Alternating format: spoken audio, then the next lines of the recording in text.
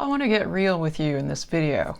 And hello, I'm Holly C., your guide to vibrant health and vitality with Chinese reflexology and the mind-body connection. So today I want to talk about something that is a huge health concern all over the world, and especially here in the United States, which is diabetes. Did you know that about 40 million people in the US are diabetic and another 100 million or so are pre-diabetic? Given the size of the US population, that is over 40% of the population that are either pre-diabetic or diabetic. Now, in terms of getting real, a couple of years ago, my mother was diagnosed with diabetes. My father was also, before he passed away, diagnosed as pre-diabetic.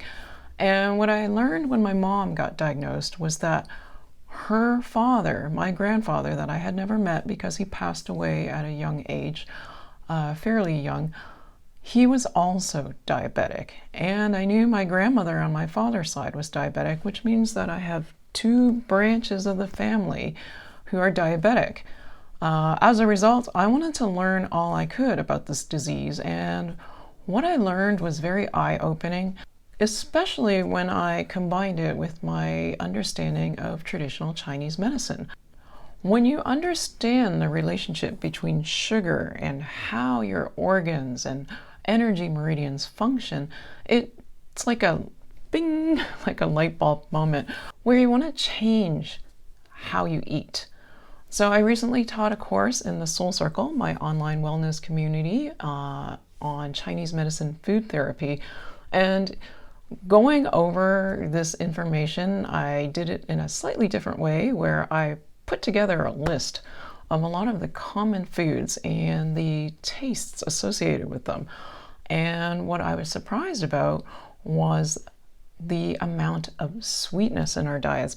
Like you, I always thought that diabetes had to do with how much sugar you're eating, and it does, but there's another component as well.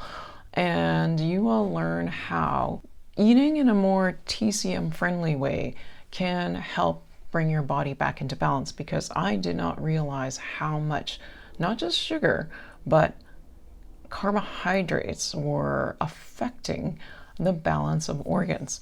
So with this newfound knowledge, I hope that you will also be able to make a step in the right direction and make changes, gradual changes, easy changes, but ones that will add up over time and lead to better health and vitality for you and your family.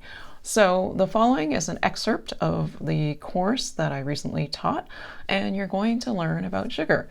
Is it good for you? Is it bad for you? How much sugar should you be adding to your diet? So there are characteristics with our food. In Chinese medicine, food can be warming, cooling, or neutral. So this is its effect on the body. There are flavors that can be associated with foods. So the 5 flavors are sour, bitter, sweet, pungent, and salty. And also colors as well: green, red, yellow, white, and black. And let's talk about how these tastes affect the body. So tastes, they are associated with different organs, and after you eat a food with a specific taste, it's first going to influence that organ that's associated with the taste. So if you eat something sweet, it's said like it's going to go to the spleen first. And tastes have different actions in the body. They can help tonify, TCM speak, which basically means strengthen an organ, but too much. If we go too much of something, then it can be harmful.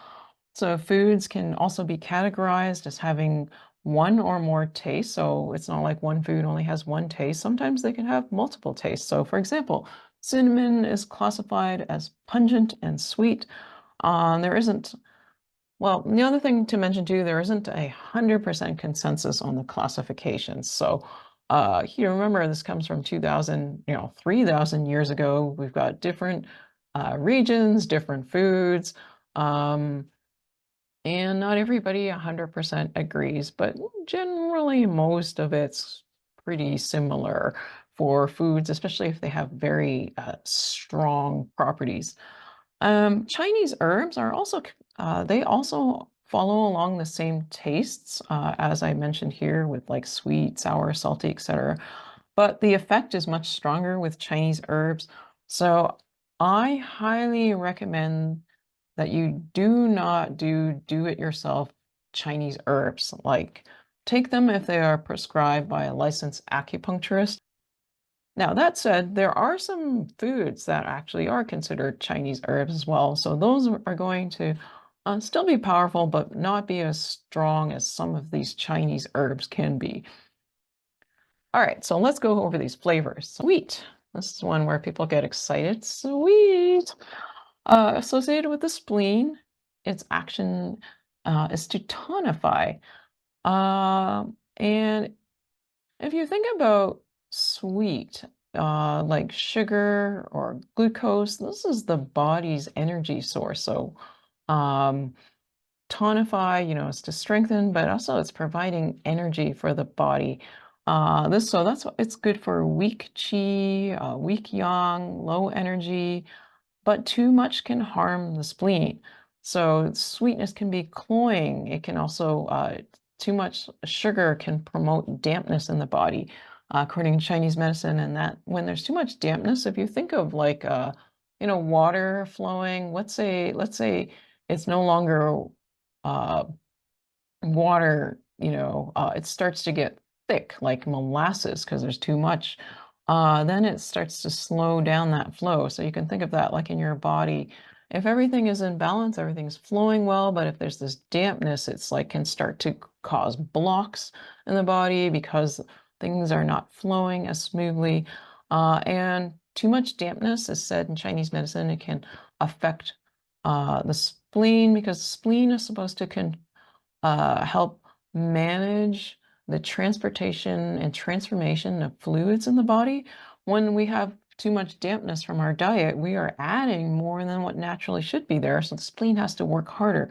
Spleen is working harder. You can put forth that burst of energy to, like say the house is dirty to clean it. But if the house keeps getting dirty, add 3 young children, a bunch of pets, have, families staying over, and then you start to get tired, right? Same thing with the spleen. So examples of foods that are considered to have a sweet taste, most fruits, vegetables, grains, meats, seeds, nuts, and beans. So you can see a lot of stuff, like cornerstone of our diet, has a sweet taste.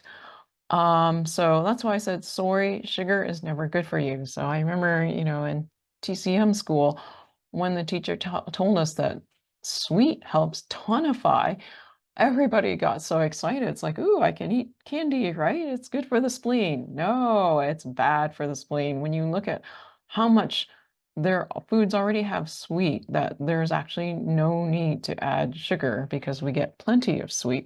Sweet in Chinese medicine is referring to that, sweetness or naturally found in these foods like fruits and vegetables and grains and meats and nuts and beans, which this is a bit of a segue, but from a Western perspective, it's basically glucose because meat, even though it's protein, our body can metabolize protein and convert it to glucose.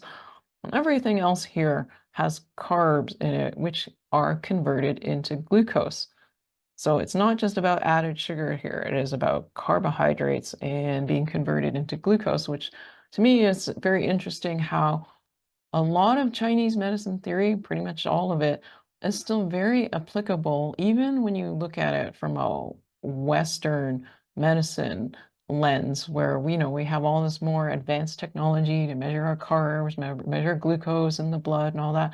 And it's basically affirming what Chinese medicine doctors knew thousands of years ago. So I've listed here some common foods and their properties. I'm not going to read every single one out, maybe just highlight some of the things that people eat, like, beef, it's warm, it's sweet, chicken, warm and sweet, milk, neutral and sweet, tofu, cool and sweet. Some of the grains here, wheat, slightly cool, sweet, oats, warm and sweet. And then we have our veggies like broccoli, cool and sweet. And notice how often sweet appears. There is never a need to add sugar into our diets because we get tons of sweet flavor already from just whole foods. Now, in my course, Chinese Medicine Food Therapy, I shared a number of recommendations for how you can make changes to your diet, but I'll share one of the easiest things you can do right now, especially when it comes to sugar.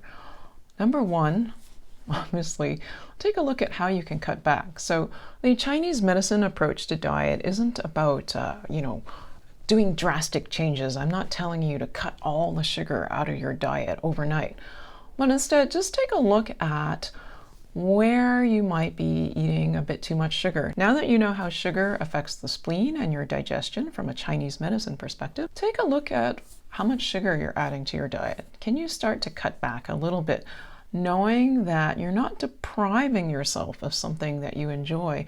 Instead, you are welcoming better health into your life. You are welcoming better long-term health. You are looking after yourself.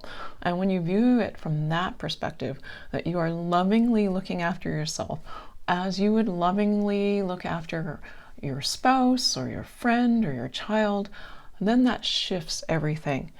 And then through this balanced approach to eating, you can welcome more balance and greater health and vitality in your life. Thank you so much for watching this video. If you'd like to learn more about Chinese medicine food therapy, what to eat to support all of your organs, the temperatures of food, the different tastes and their effects on the body, why I check the weather forecast before I plan my meals, the Chinese medicine food therapy course is available for sale. You'll find it on my website, and you can learn more details about the course at ChineseFoodReflexology.com/food. Now let's end this video with a quote.